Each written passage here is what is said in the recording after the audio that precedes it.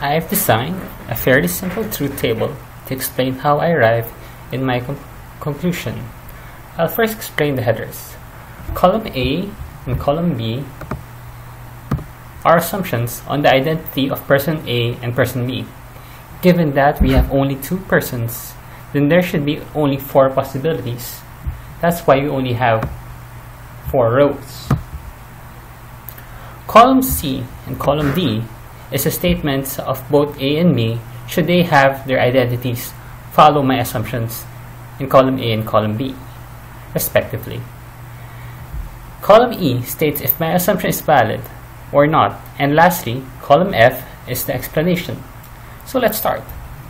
Let's start with row number 2, night and night.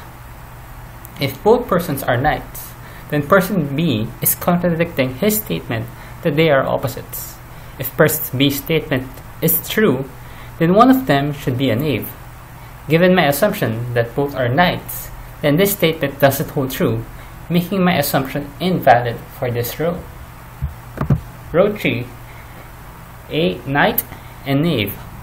For this row, if person A is a knight and person B is a knave, then person A's statement should be true, and that person B's statement is true, which gives the same contradiction as the first row.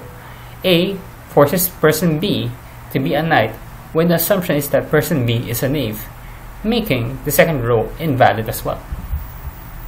For the next statement, person A is a knave and person B is a knight.